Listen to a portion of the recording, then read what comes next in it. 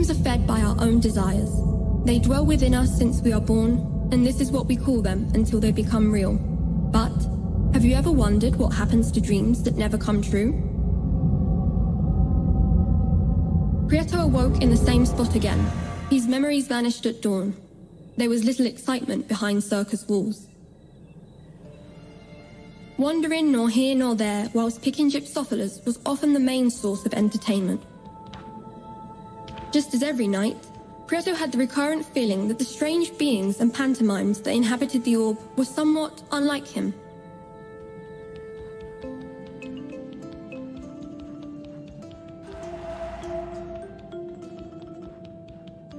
Clowns are said to hide sadness behind their disguise.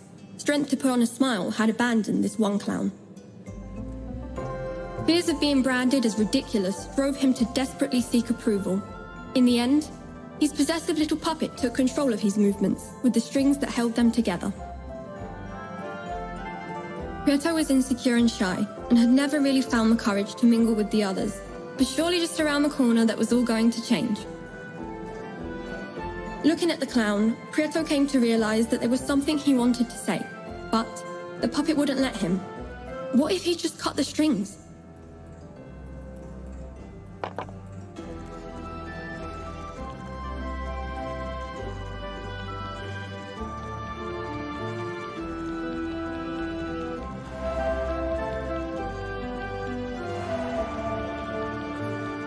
Prieto felt that the rest of the beings in the circus weren't like him. The strange beings in the circus would do the same thing night after night, like clockwork.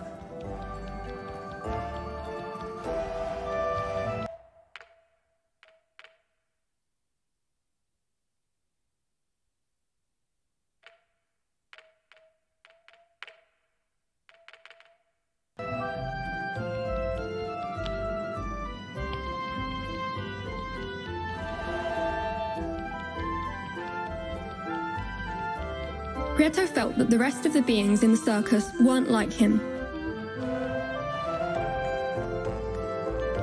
The strange beings in the circus would do the same thing night after night, like clockwork. While Prieto pondered over how to free the clown, he encountered greasy, obese Gran Mac, who, as he usually did, was milking his poor skinny cow. Greed is a bottomless pit, a never-ending effort which never provides true satisfaction, and Gran Mac was the epitome of a greedy soul. He found utmost joy in storing all kinds of objects, for they were his most cherished treasure. He boasted to others about them and took displeasure in seeing them touched by hands that were not his own.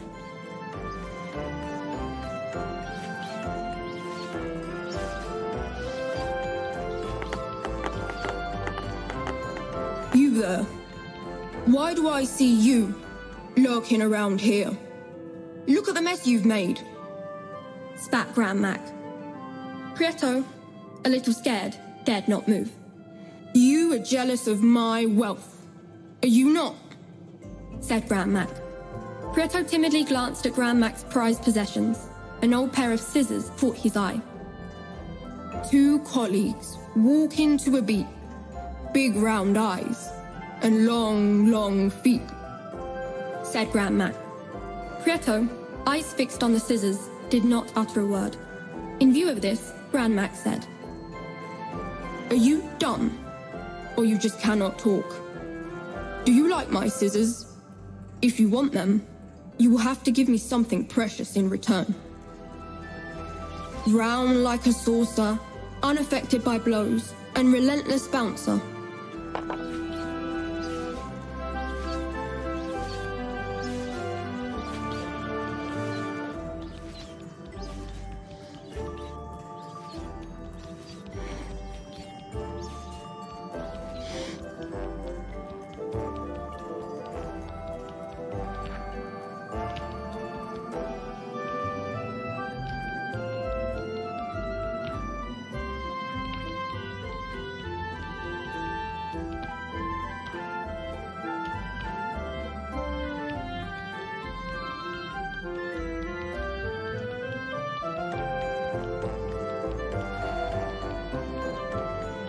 Looking at the clown, Prieto came to realize that there was something he wanted to say, but the puppet wouldn't let him.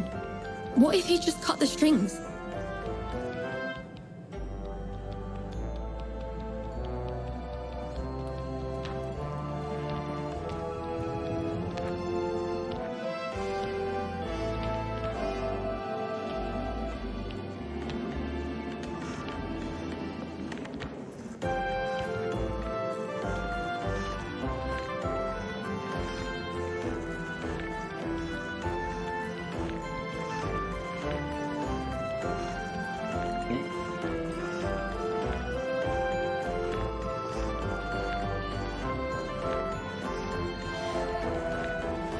Even if the thought of giving one of his precious possessions away did not come easy to Grand Mac, the sublime spherical perfection of Prieto's finding impressed him. After some hesitation, Grand Mac decided on offering a truce. So it seems that you were not so dumb after all.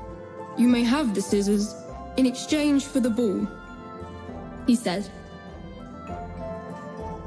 Silence is a hard argument to refute, and Prieto remained tight-lipped.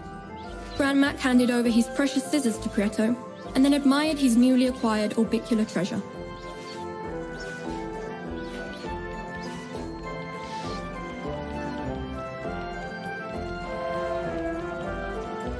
Prieto felt that the rest of the beings in the circus weren't like him. Prieto returned to the clown's house. Again, he had the feeling that the clown wished to share something important, but the puppet wouldn't let him. Armed with his scissors and guided by his kind heart, Prieto decided to cut the strings that held the clown captive.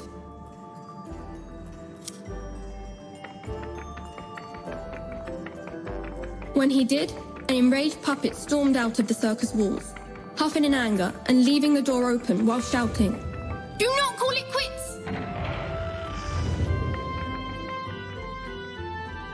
Unshackled from the puppet strings, the clown broke his silence and warily said to Prieto, "Once, a long time ago, I was just like you. I too was full of hope, but over time, I became infected with laziness and neglect, and soon ended up trapped in my own misery. I wholeheartedly appreciate what you've done.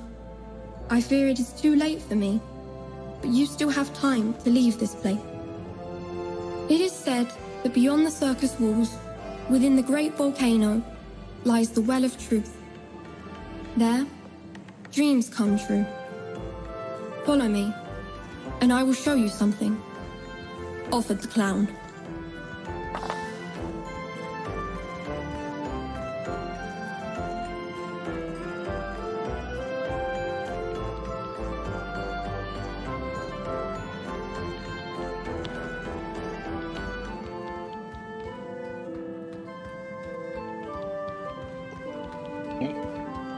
Prieto felt that the rest of the beings in the circus weren't like him.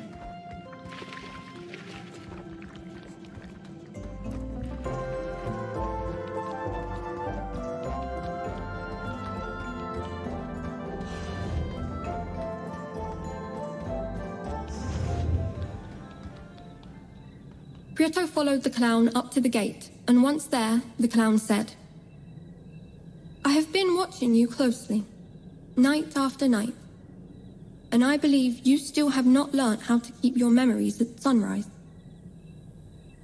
Do you see that circular stone on the floor? It is a memory stone. There are many of them spread out throughout the orb. If you place yourself on top of one at dawn, time will begin to accelerate. Try it for yourself, and you will slowly see that when the sun rises, you will no longer feel lethargic, nor will your memory fail you."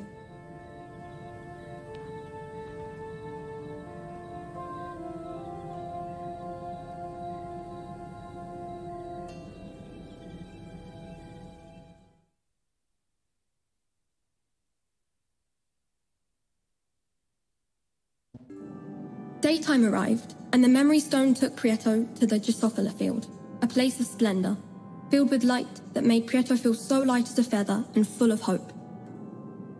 Still unaware, Preto ignored that those beautiful spores floating through the air were going to be much needed on his journey.